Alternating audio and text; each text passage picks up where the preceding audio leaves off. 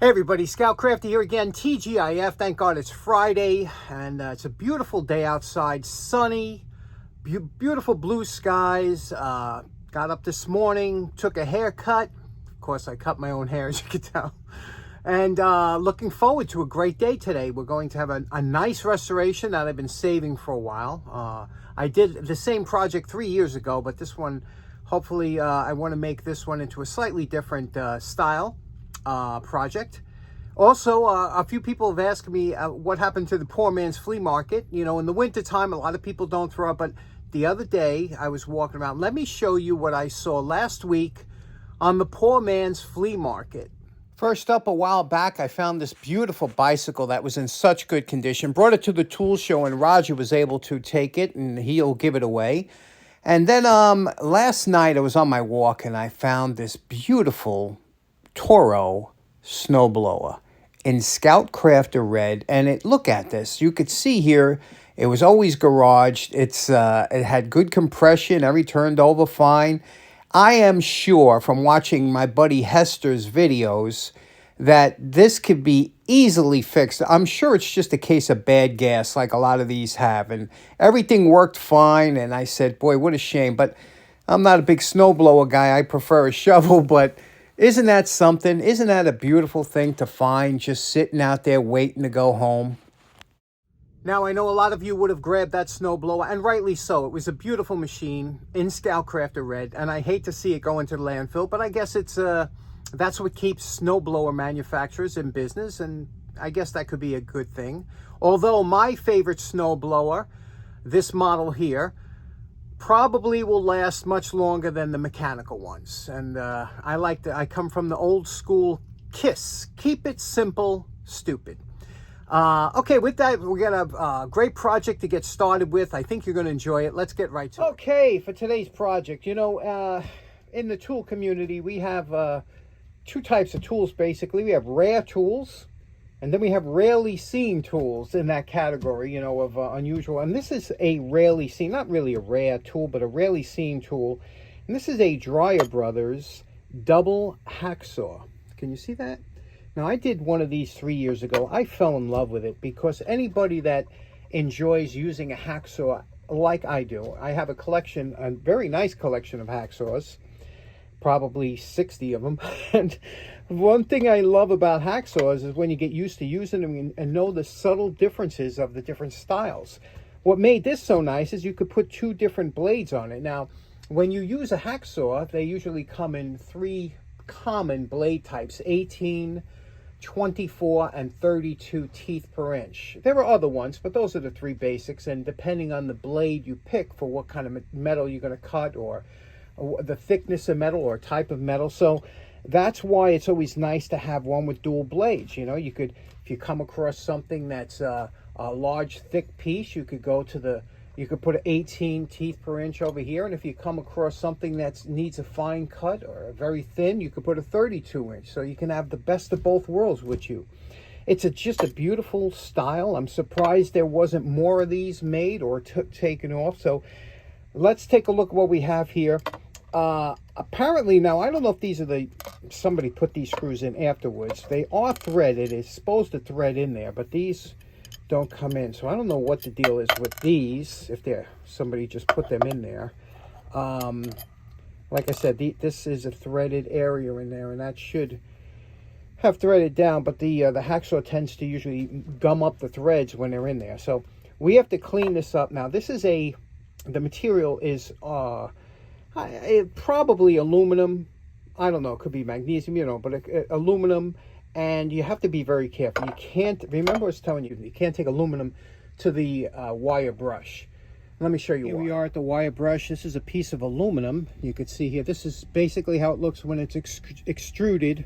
And now I'm going to show you, we're going to take this and put on the wire brush. Now, this isn't particularly a hard wire brush. The one on the right is, that's a harder wire brush. Here, we're going to go with this semi-soft one, but let me show you the finish you get when you put it on aluminum. And you'll see, that's why you'll see me use the edge, the side of the wire brush. I'll show you that first, and then I'll hit it head on.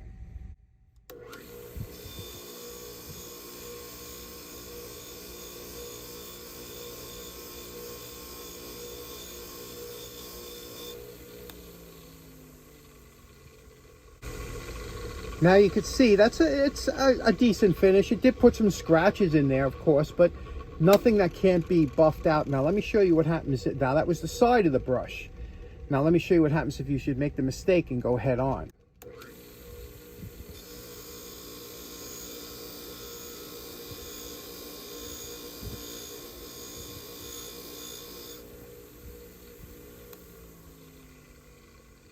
Now look what we just did. We took and we put all those, see that finish? Remember, here's the side of the brush.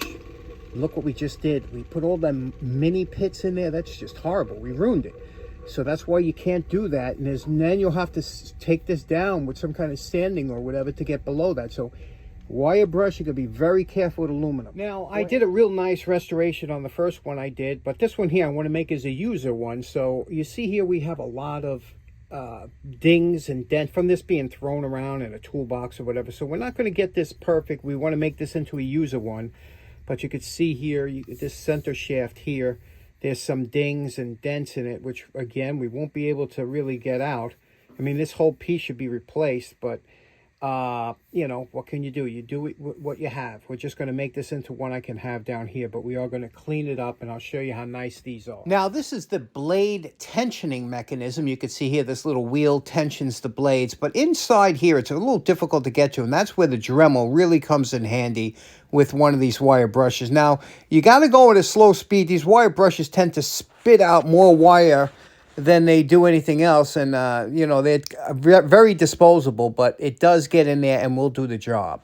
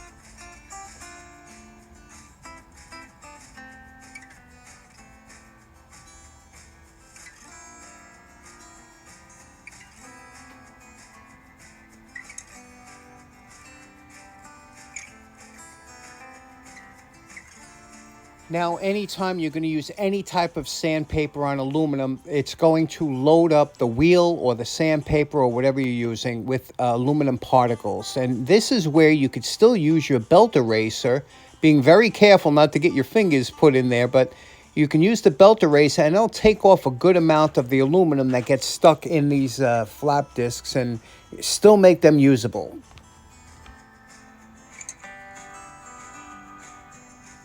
Here we're just going to blend in some of the finer scratches. We're using a piece of Scotch-Brite with my favorite Bush aluminum polish. And this stuff works fantastic, and we're just going to wipe it down. That'll help blend everything in.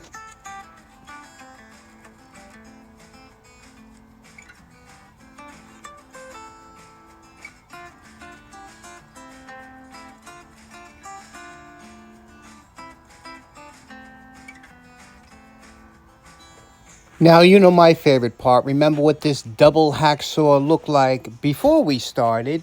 And we're calling this project done.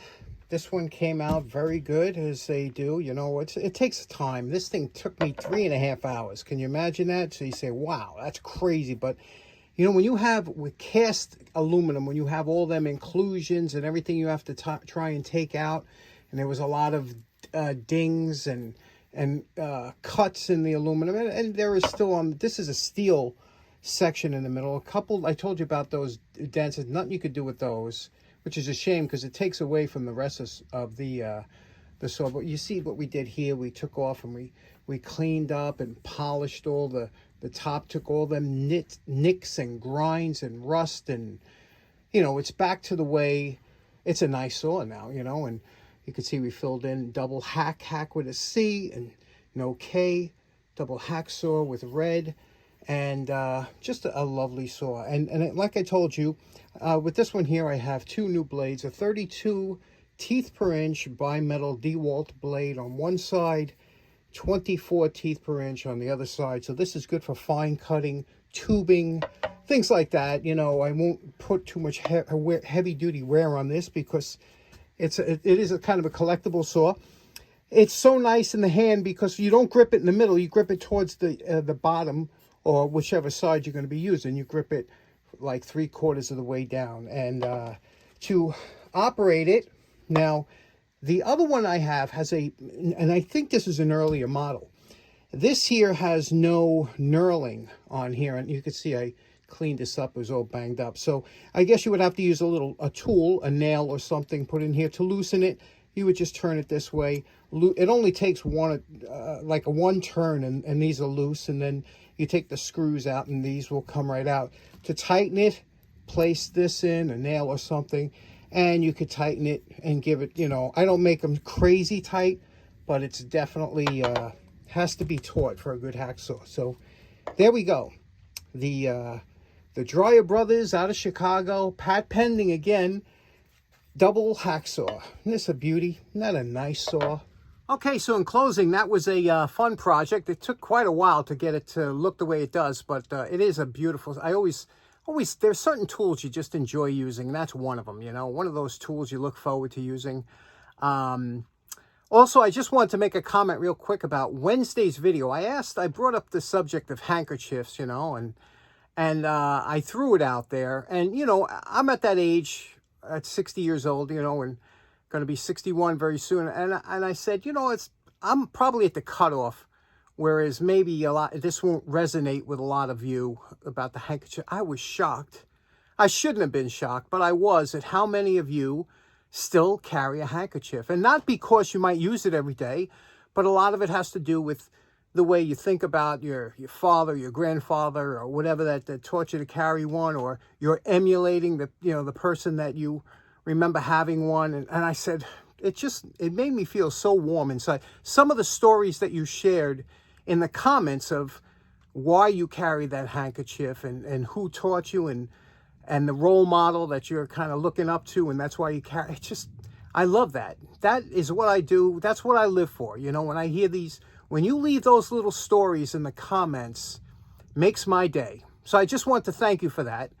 Thank you for letting me know if that you do carry one and your thoughts on that. And it's amazing, isn't it, that how many of us, almost 90% people in the comments said they still carry one. So think about that. I think we're kind of Renaissance men, right? So to speak. Anyway, thanks so much for tuning in. Hope you have a great weekend. See you again on Monday. Take care now. Bye-bye.